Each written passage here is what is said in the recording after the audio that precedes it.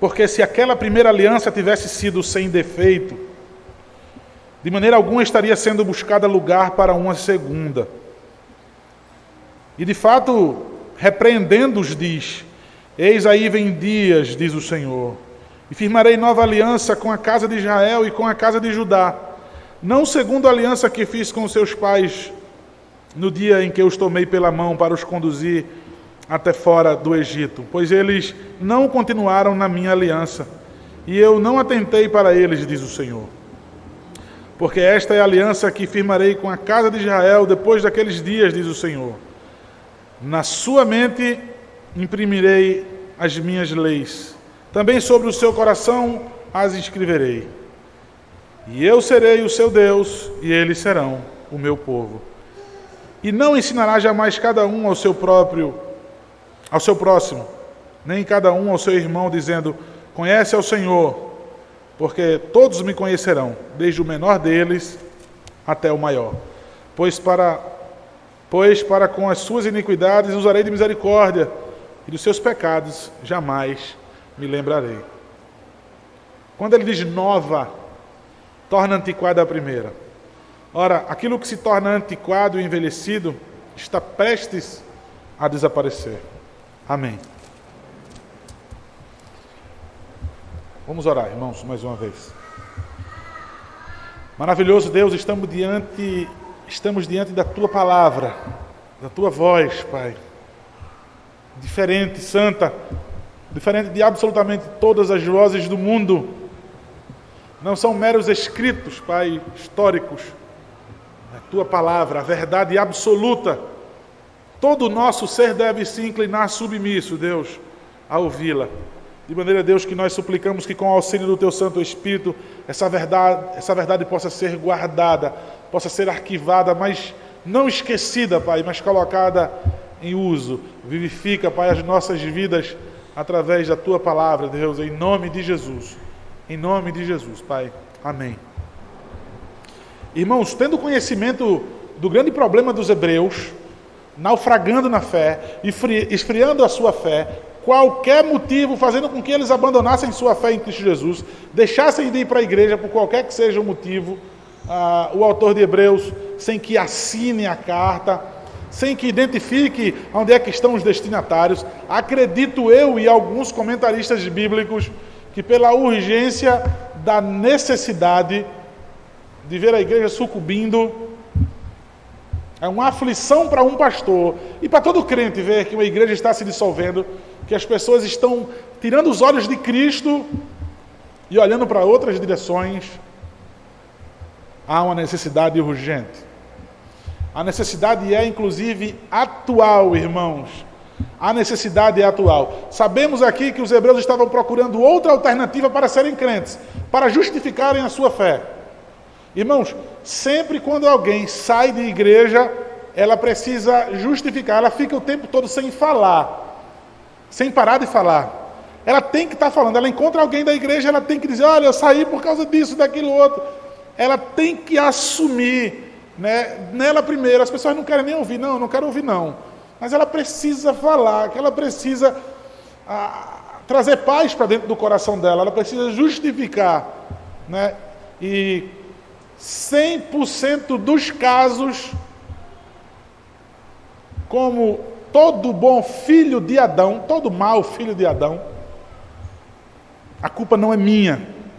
Os hebreus estavam o tempo todo buscando justificar a sua fé, continuar dizendo às pessoas que eram crentes, apesar de não congregarem mais, apesar de ir à igreja, mas enfim, tardios para ouvir, dando apenas trabalho, como meninos, sendo criança, dando trabalho na igreja.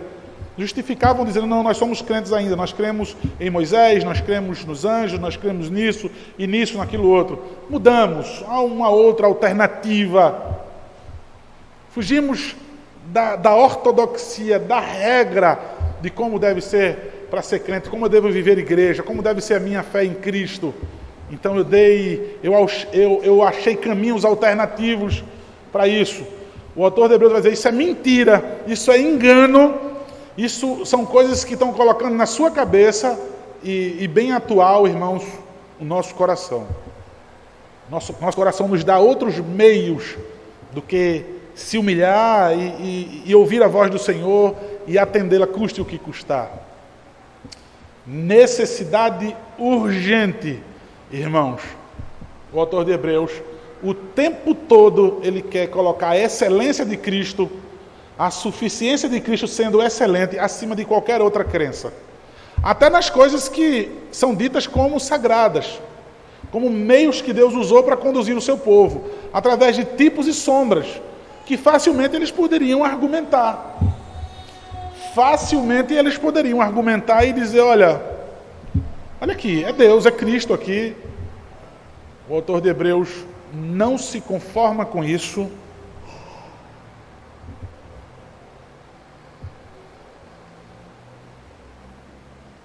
Com toda paixão, veemência, ele anuncia a superioridade, a supremacia de Cristo, para que as pessoas possam ser de fato transformadas em seus corações. Ele não quer simplesmente que as pessoas entendam, irmãos, mas ele quer que aquilo exploda dentro do coração deles e transforme em vida piedosa, que eles voltem o coração deles para Cristo, para serem igreja hebreia, custe o que custar. Não deixem de congregar como é costume de alguns. Parem de crer nessas coisas que parecem ser piedosas, mas isso não tem mais serventia nenhuma. Ele entra agora num assunto que é extremamente essencial. E ele pega mais uma vez o Antigo Testamento para dizer, olha, preste atenção, o que eu vou dizer, o próprio Deus estabeleceu muito antes de que acontecesse. Ele vai pegar aqui então, do versículo 8 ao versículo 12, a citação de Jeremias capítulo 31, do versículo 31 ao 34. Irmãos, observe, nós lemos do versículo 7 ao versículo 13. Somente do 8 ao 12 são as palavras do Antigo Testamento. O autor de Hebreus, ele faz sempre longas citações do Antigo Testamento. Nós temos visto isso. Inclusive, ele faz essas citações do Antigo Testamento para explicar o que ele vai dizer depois. Aqui não. Nesse momento aqui, ele cita Jeremias para explicar que essa aliança da qual eles estavam querendo viver ainda se tornou obsoleta, foi invalidada por Cristo, porque o sacerdócio de Cristo, porque a obra de Cristo no sacerdócio dele instaurou uma nova era, uma nova ordem, uma nova aliança. Vocês estão vivendo uma aliança que não tem validade nenhuma. Ele vai citar ainda a citação de Jeremias no capítulo 10 mais na frente. Mas para agora, ele usa esse texto do Antigo Testamento para comprovar que o que eu estou dizendo é verdade. Irmãos, com toda a autoridade apostólica, porque certamente era um apóstolo que escreveu aos Hebreus, ele pega o Antigo Testamento para provar o que ele está falando. Quando ele cita o Antigo Testamento, ele está mostrando que ele não está desfazendo nem desconsiderando as palavras do Antigo Testamento. Olha, o Antigo Testamento não presta mais hoje, vamos descartar. Irmãos, que mentira! Eu já ouvi na igreja evangélica durante tanto tempo. Não, o Antigo Testamento não vale mais não hoje. É palavra de Deus. O que o autor de Hebreus está fazendo é só explicando o Antigo Testamento. Mas o Antigo Testamento, todo ele é palavra de Deus. O autor de Hebreus, ele usa então os textos longos, inclusive como agora de Jeremias, para dizer, observe o que eu estou falando. Apesar da minha autoridade para escrever a vocês, eu quero usar um princípio maravilhoso, Bíblia, para explicar Bíblia. Eu já disse a vocês, não há nada quase de novo no Novo Testamento. O Novo Testamento é a revelação do Antigo, é um acender das luzes. E o livro de Hebreus é o maior modelo disso. É o descortinar, é o trazer às claras. E é o que ele vai fazer aqui agora. Essa transição da antiga aliança para a nova, do Antigo Testamento para o Novo Testamento. Observem mais uma vez, irmãos, o texto. Versículo 7. Porque se aquela primeira aliança, ele já estava falando sobre isso, anteriormente, nos versículos anteriores, falando sobre a ineficácia da antiga aliança, que não trouxe perfeição aos homens, os homens não conseguiram. Então ele diz, porque se aquela primeira aliança tivesse sido sem defeito, de maneira alguma estaria sendo buscado lugar para uma segunda. E de fato, repreendendo-os diz. Veja,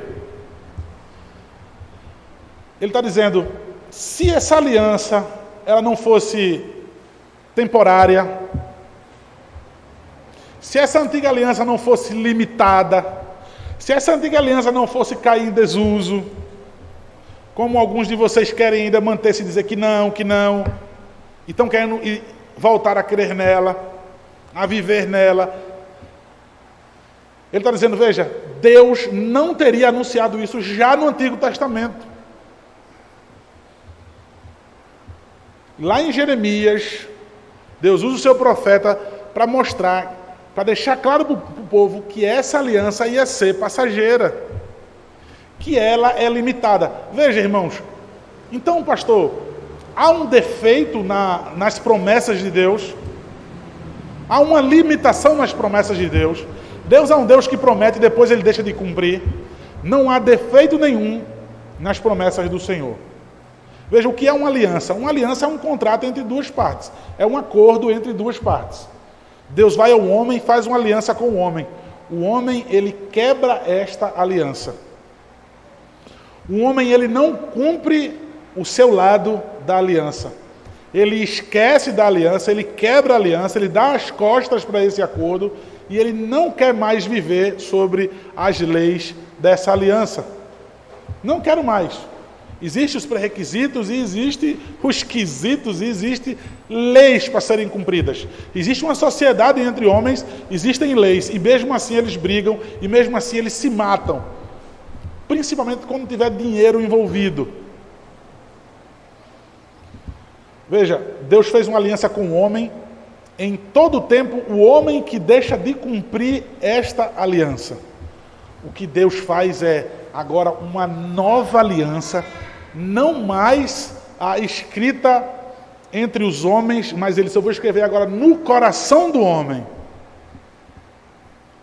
E aí não vai sair de forma nenhuma do coração do homem e vai ser impossível o homem quebrar essa aliança agora por causa de Cristo Jesus. Por causa desse mediador e por causa desse sumo sacerdote. Mas veja, no Antigo Testamento, ele está dizendo, vocês hebreus já deviam ter conhecimento e até o povo naquela época já deveria compreender. Estamos vivendo uma aliança com Deus, mas somos conhecedores de que isso vai passar. Abra a sua Bíblia, irmãos, em Jeremias, capítulo 31, versículo 31 ao 34. Jeremias 31, do versículo 31 ao 34. Exatamente as mesmas palavras que o autor de Hebreus assim coloca. Eis aí vem dias, diz o Senhor, em que firmarei nova aliança com a casa de Israel e com a casa de Judá. Não conforme a aliança que fiz com seus pais, no dia em que os tomei pela mão para os tirar da terra do Egito. Veja, irmãos, não foi... quando ele está querendo colocar aqui casa de Israel e casa de Judá, profeticamente já era um anúncio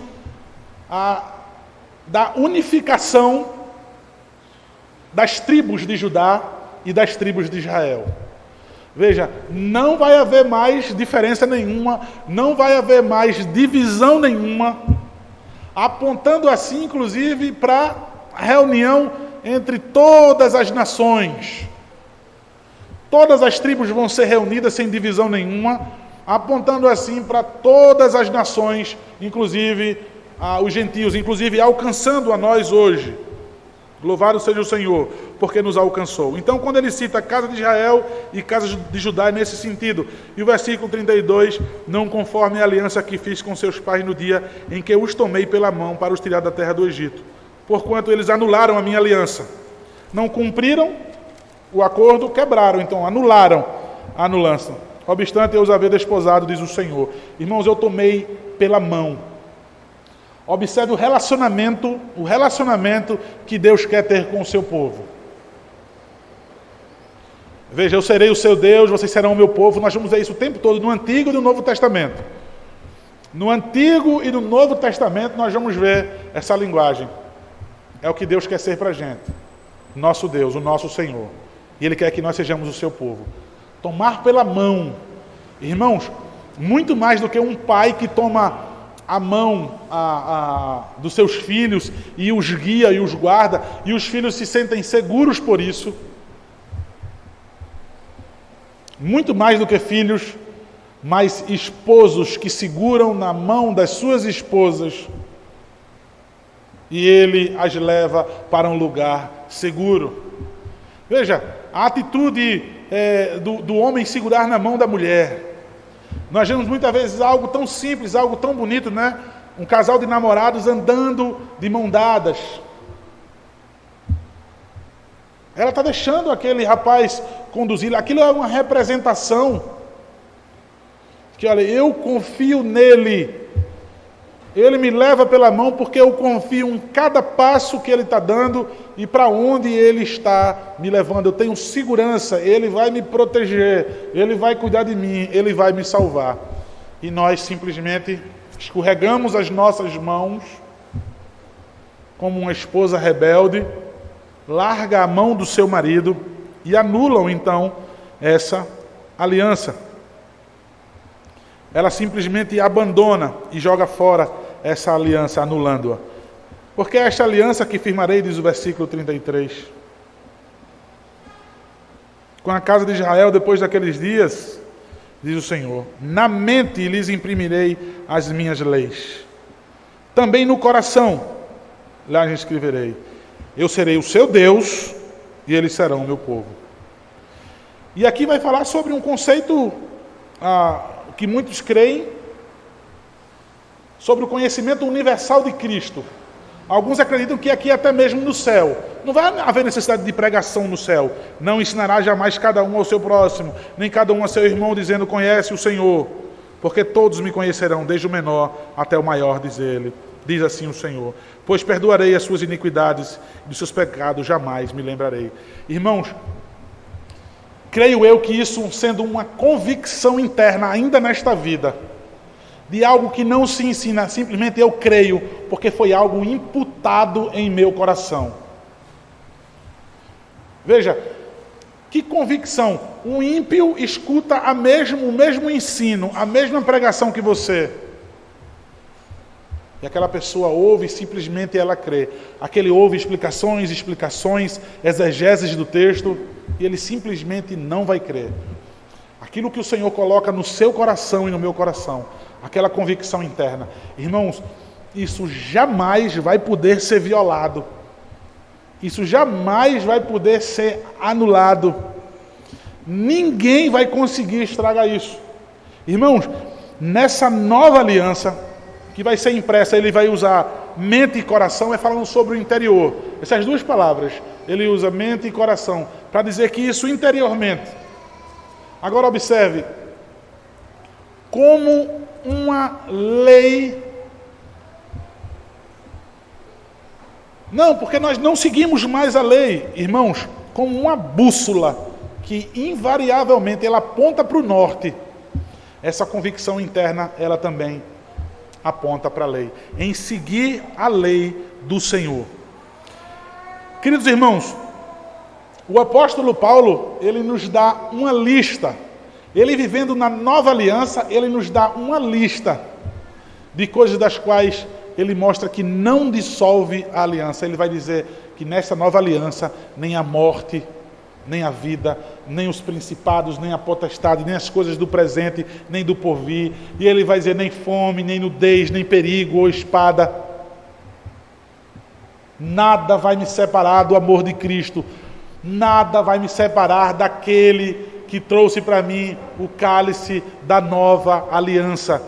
Eu não consigo mais me separar. Eu não consigo mais me perder. Sabe o que eu acho interessante, queridos? É que da mesma forma que os hebreus estavam fazendo, colocando uma lista de motivos, de coisas que iriam desviar a sua atenção para Cristo, da mesma forma, hoje a igreja tenta, irmãos, expor a sua lista do porquê se separaram do amor de Cristo. Do porquê se separaram do amor de Cristo. Com todas as suas justificativas. Eu me separei, foi da igreja, mas eu ainda permaneço no amor de Cristo. Quantos de vocês já ouviram isso, irmãos? Cristo disse, olha, o mundo vai conhecer vocês, que de fato são meus, pelo amor que vocês têm um pelos outros, como vocês se suportam, como vocês se perdoam, como vocês exercem as oportunidades de um magoar o outro e de perdoar de verdade como eu perdoei vocês. De não pensar ser mais do que os outros, mas pensar sempre que sou menos do que meus irmãos. Como vai facilitar a minha vida? O apóstolo Paulo ele vai nos livrar, a palavra do Senhor vai nos livrar de qualquer listinha mesquinha, egoísta e satânica que eu faça para mim mesmo, para justificar a minha distância com o Senhor Jesus Cristo. Seja um período, seja um grande momento da minha vida em que eu disse, ali eu dei uma pausa, ali eu parei um pouquinho de servir ao Senhor, porque eu estou decepcionado, porque eu estou assim e tal. A palavra do Senhor diz que nós não sejamos ousados em expor os nossos próprios motivos para que possa dizer que essa aliança foi desfeita. Irmãos, ainda, observem mais uma vez, Hebreus capítulo 8.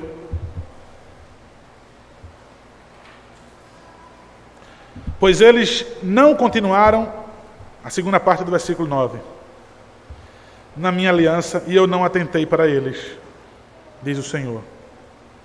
Não continuaram na minha aliança, e eu não atentei para eles. O versículo 10, porque esta é a aliança que firmarei com a casa de Israel, depois daqueles dias, diz o Senhor. Veja, tudo isso aqui que nós já lemos, estamos repetindo. Observe, Hebreus, observem, irmãos, que já foi dito que ela passaria. E por que é que vocês ainda permanecem firmes em algo que já foi declarado pelo próprio Deus? Ele vai dizer assim, olha, tantas e tantas vezes, assim diz o Senhor, assim diz o Senhor, assim diz o Senhor, nós vimos no texto. Foi o próprio Deus que estabeleceu desse jeito. Ele quer dizer, se Deus estabeleceu desse jeito, o defeito não está nele, o defeito está em mim e em você. Gente, é algo que nós precisamos aprender. Deus estabelece as coisas na sua palavra. Eu não ando conforme a sua palavra, conforme a sua vontade. Eu estabeleço as minhas justificativas. Eu preciso entender que se assim disse o Senhor e não está dando certo, a culpa é minha, o erro é meu. Eu preciso me arrepender, eu preciso voltar, eu preciso crer somente em Cristo Jesus e parar de crer em mim. Então, irmãos, ele vai dizer, da sua iniquidade, no versículo 12, ele não vai lembrar mais. Veja que segurança para essa aliança. Por mais que eu venha pisar na lei, por mais que eu venha transgredir a lei, o Senhor não vai se lembrar desses meus pecados. Veja que segurança essa nova aliança. Foi pago um alto preço, o sangue de Cristo, para que isso acontecesse. Eu não vou viver de maneira debochada. Pecar para que a graça superabunde. De modo nenhum, eu sou nova criatura. Mas observem, dos seus pecados jamais me lembrarei. Eu vou ser misericordioso com vocês. Apesar de vocês algumas vezes não atentarem para essa lei, eu vou perdoar, não vou me lembrar disso. Aí o versículo 13, então, o autor de Hebreus, ele conclui, irmãos, de uma maneira incrível, sem que ele defina quando é que isso vai acontecer. Ele quer que os hebreus percebam. Ele quer que os hebreus tirem as suas próprias conclusões. Irmãos, a palavra do Senhor nos foi dada para que a gente pense mesmo, assim como as parábolas foram dadas. Observem, irmãos, quando ele diz nova, torna antiquada a primeira. Ora, aquilo que se torna antiquado e envelhecido está prestes a desaparecer. Quando Jesus Cristo, ou quando Deus fala nova, ou em outra tradução possível, outra aliança, uma que vai substituir, ou seja, qual for a palavra sinônimo que nós vamos usar, se ele está dizendo que existe uma nova, a outra envelheceu. Veja o que ele quer dizer, olha como ele quer concluir para os hebreus. Irmão, se existe uma nova, é porque a outra está ultrapassada. Só que ele não define quando é que isso vai acontecer. Cristo já havia morrido, Cristo já havia ressuscitado, já tinha sido assunto aos céus. já estava à mão direita de Deus Pai Todo-Poderoso, fazendo intercessão por nós como Ele está agora. Aleluia! Mas Ele está dizendo, olha, ela está prestes a desaparecer. Percebam isso. Tudo isso que eu venho dizendo para vocês. E observe que ainda falta muita coisa para ser dito. Tem muita coisa para ser dita aos hebreus ainda. Ele quer dizer, quando alguém anuncia, ou seja, quando o povo ouviu lá em Jeremias que existe uma nova, então já era para eles estarem em ardente expectativa, esperando essa caducar e cair em desuso. Rapaz, se foi anunciada uma nova, essa que a gente está vivendo está antiquada já. O Senhor prometeu. A ardente expectativa da vinda do Messias queria trazer essa nova aliança. Queridos irmãos, essas coisas foram ditas aos hebreus. E até aqui tanta coisa foi dita. Colocando Cristo em supremacia. Colocando Cristo acima de qualquer outra crença. De qualquer outra coisa que eu tenha forjado em meu coração. Para que possa substituir. Para que possa se igualar. Para que possa ajudar a minha fé em Cristo Jesus. Eu não sei o que o seu coração tem feito.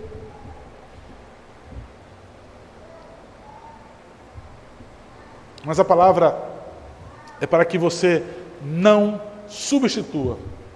Ou que você não volte a crer da maneira como você cria. Para que você não possa viver da maneira como você vivia. Porque, irmãos, observem, a maneira errada de crer mudou completamente o comportamento dos hebreus. Vocês entendem o que eu falei no começo? Se você ficar só apenas acumulando conhecimento, eu vou apenas procurar entender, e eu não vivo, isso não serviu para nada. Se a palavra do Senhor não tem transformado, não tem encorajado você a viver de maneira nova, em novidade de vida, cada dia, irmãos, acredite, ou tem problema com o pregador em mim, ou há problema com vocês. Procurem então estudar, eu lhe darei outros meios para que você estude. Mergulhe na palavra de Deus, juntamente comigo, juntamente nos intervalos dos domingos. Numa pregação e outra, você estudar. Porque, veja, isso deve redundar em vida piedosa. Volto a repetir, a o naufrágio, o barco furado que era a igreja hebreia, quase que afundando completamente, as vidas todas ali correndo perigo, por causa de uma crença errada, irmãos. Vejam, tiram seus olhos somente de Cristo, para crer em qualquer outra coisa, o comportamento dos hebreus mudaram. A igreja estava acabando. A igreja estava acabando. A igreja estava se dissolvendo. Se a Castelo Forte tirar os seus olhos de Cristo, da excelência dele, nosso comportamento também vai definhar cada vez mais. Nós iremos perder o gosto pelas reuniões de oração, pelas programações do estudo dos casais, pela programação dos estudos dos jovens. Porque nós estamos substituindo a nossa crença. Nós estamos trazendo uma crença de comodidade, de que eu não preciso disso, eu não preciso daquilo, que isso já é suficiente. Observe a pregação de Salomão e veja quanto há de corrida, quanto há de energia para se conseguir dinheiro, para se conseguir diversão e prazer, e para se conseguir ir à igreja, para se conseguir edificação. É algo penoso, é algo duro demais. Irmãos, a igreja no início, a igreja da nova aliança no início, elas diariamente estavam no templo. Diariamente. Se a gente pede que seja domingo, se a gente pede que seja quarta-feira, se a gente pede que seja sábado, já é duro demais. Já é superativismo da igreja, sem necessidade, alguns vão pensar. Diariamente estavam no templo. Eram crentes desocupados, irmãos, não tinham negócios, não tinham seus afazeres, não tinham suas diversões, não tinham ocupações em geral. Irmãos, a nossa crença na nova aliança é para que redunde em vida piedosa, para fervor de uma fé em Cristo Jesus. Como é que está a sua vida, o seu desejo pela igreja, irmãos? Como é que está a sua conduta fora? Isso está relacionado àquilo que você crê. Você fez um Deus para você. Você fez uma religião evangélica para você. E aí você usa Castelo Forte de vez em quando. No meio da religião que você forjou, você diz, a igreja que eu vou, mas a minha fé está aqui, eu construa. Que o Senhor nos livre disso, irmãos. A substituir Cristo por qualquer que seja a outra coisa.